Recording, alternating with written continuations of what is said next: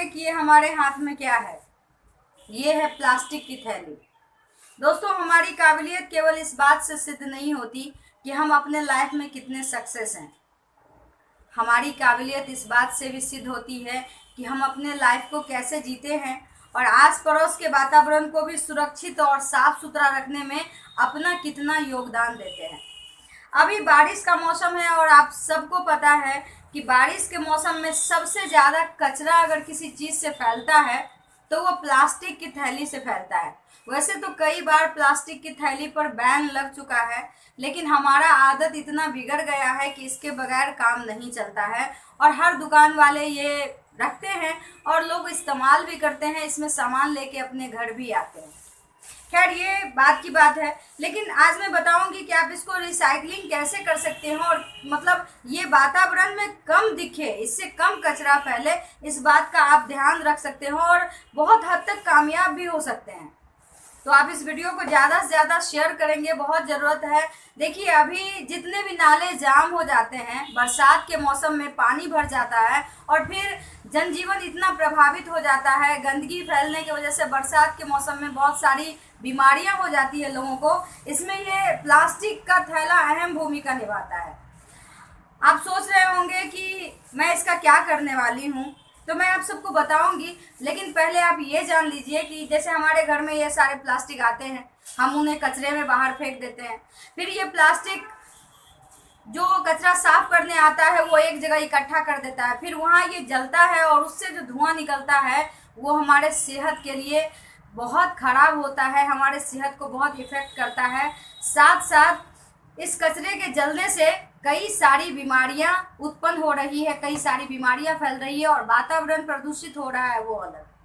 तो हम ऐसा क्या करें जिसके वजह से ये कचरा जो है सो फैले ही ना, ये प्लास्टिक जो है बाहर जा ही ना। अगर ये प्लास्टिक सोचिए हमारे घर में आई है, इतनी सारी प्लास्टिक हमारे घर में आई है, अगर ये बाहर नहीं जाएगी तो कचरा नहीं फैलेगा, नाले जाम नहीं होंगे और जब कचरा फैलेगा नहीं तो फिर कचरा जलेगा नहीं और जब ये जलेगा नहीं तो वातावरण प्रदूषित नहीं होगा। तो हम क्या करते हैं, वैसे तो मैं आप सबसे नम्र निवेदन करती हूँ कि अपने घर में इसको अवॉइड करिए। आप जब भी कहीं बाहर जाते हैं तो आप कपड़े की या बाकी जो थैला आपके घर में होता है वो लेकर के जाएं, उसमें सामान लेकर के आएँ। लेकिन फिर भी मान के चलिए आपके घर में ये प्लास्टिक आ जाता है तो सबसे पहले आप 2 हिस्सों में इस प्लास्टिक को बांटेंगे। जो एकदम से साफ प्लास्टिक है, जैसे हमारे पास देखिए ये एकदम से साफ प्लास्टिक है, ये प्लास्टिक हम दोबारा इस्तेमाल कर सकते हैं, ये एकदम साफ प्लास्टिक है। तो ऐसे जो एकदम साफ सुथरे प्लास्टिक है उसको एक जगह अलग इकट्ठा करेंगे और जो प्लास्टिक गंदा है, ये भी हमारे पास साफ है, जो प्लास्टिक गंदा है उसको एक जगह इकट्ठा करेंगे। फिर जो गंदा प्लास्टिक है उसको एक, हमारे पास एक डस्टबिन है लोहे का, आप सबके घर में होगा, अगर नहीं होगा तो आप टीना में भी जला सकते हैं। जो टीन होता है या जो लोहे की डब्बी होती है, आप उसमें भी ये सारे प्लास्टिक डाल करके और ऐसे जगह जलाएं जहां पर कि धुआं कम निकले और वो धुआं आपके अंदर ना जाए, क्योंकि वो धुआं बहुत ही सेहत के लिए खराब होता है।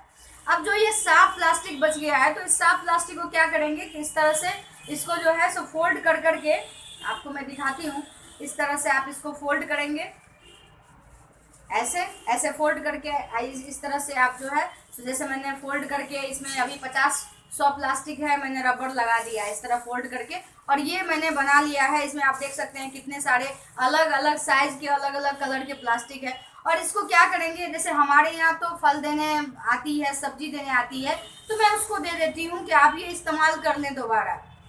आपके यहाँ अगर नहीं आता है, अगर आप जाते हैं जिनसे रेगुलर सब्जियाँ लेते हैं, फल लेते हैं, आप उन्हें दे देंगे। मैं तो मेरे बगल में संतोष जी हैं जो दूध बेचता है, मैं उन्हें भी दे देती हूँ और उनसे भी कहती हूँ कि आप ये रिसाइकलिंग कर लें, क्योंकि दूध वाले आप अक्सर देखते होंगे जो दूध बेचता है वो थैला नहीं देता है। तो मैं ये दे देती हूँ और बोलती हूँ कोई अगर मांगे तो आप उन्हें दे दिया करें, ना मांगे तो कोई बात नहीं है। तो मैं उन्हें भी दे देती हूँ, हमारे यहाँ सब्जी देने आती है, फल देने आती है, उन्हें भी दे देती हूँ और आप बिलीव नहीं करेंगे वो हमें थैंक्स भी कहते हैं, क्योंकि वो एक बंडल प्लास्टिक 50 रुपये का खरीदते हैं, उनके 50 रुपये में बचा देती हूँ। साथ में ये बहुत अच्छे से रिसाइकलिंग हो जाता है। तो मैंने आप सबको बताया है कि आप कैसे कम से कम बरसात के मौसम में कचरा फैला सकते हैं, कैसे इस प्लास्टिक का आप दोबारा से यूज कर सकते हैं। और जब आपको लगे कि नहीं अब ये इस्तेमाल के लायक नहीं है, खराब हो गया है, तो जैसे थोड़ा थोड़ा प्लास्टिक यदि हम अपने घर में जलाएंगे तो वो वातावरण प्रभावित नहीं करेगा, दूषित नहीं करेगा। और बहुत ज़्यादा मात्रा में जब ये कचरे में जा करके और ये प्लास्टिक जलते हैं तो वातावरण प्रदूषित होता है, कई सारी बीमारियां फैलती है और वो धुआं हमारे फेफड़े के लिए भी बहुत हानिकारक होता है। तो मैं आप सबसे विनती करती हूँ कि प्लीज़ आप इस वीडियो को शेयर करेंगे और लोगों को बताने में मदद करेंगे कि आप इस प्लास्टिक का कैसे रिसाइकलिंग कर सकते हैं। वैसे मैं फिर भी एक बार फिर से मैं कहती हूँ कि इसका अवॉइड करें, ये अच्छी चीज़ें नहीं है। ये ज़मीन में जा कर के ज़मीन को भी बंजर बना देता है, ज़मीन में भी ये बहुत दिन तक सड़ता गलता नहीं है और वहाँ के आसपास के ज़मीन को खराब कर देता है। वहाँ का उपजाऊ शक्ति जो होता है ज़मीन का वो कम कर देता है, उसमें अच्छे अनाज नहीं निकल पाते हैं, उग पाते हैं। तो ये प्लास्टिक कोई अच्छी चीज़ नहीं है। लेकिन चूंकि मैं जैसा कि कहती हूँ कि बहुत सारी चीज़ें, हमारी आदत इतनी बिगड़ गई है, आप विदेश चले जाएं आपको ये प्लास्टिक की थैली नहीं मिलेगी। वहाँ पर आप देखते हैं कि कागज़ के लिफाफे होते हैं, सारा सब्जी जो भी सामान है वो उसमें दिया जाता है। कागज़ आसानी से गल जाता है और वो फिर मिट्टी हो जाता है, लेकिन ये प्लास्टिक न तो गलता है, मिट्टी में जाके भी नहीं गलता है, पानी में जाके भी नहीं गलता है। और बरसात के मौसम में इस प्लास्टिक की वजह से इतने परेशानी होते हैं, सबसे ज़्यादा तो नाला जाम हो जाता है और जल जमाव की समस्या होती है। तो आप जल जमाव की समस्या से बच सकते हैं। आपके घर में भी आप देखते होंगे या सड़क पर देखते होंगे, आपके आस पड़ोस में देखते होंगे, इधर उधर ये प्लास्टिक उड़ियाते रहता है और फिर कचरा फैलाते रहता है। अगर आप अपने घर से ये प्लास्टिक कम से कम कचरे में फेंकेंगे तो आप बिलीव कीजिए कि कम से कम कचरा फैलेगा, कम से कम जल जमाव के समस्या होंगे और कम से कम बीमारियां होंगी।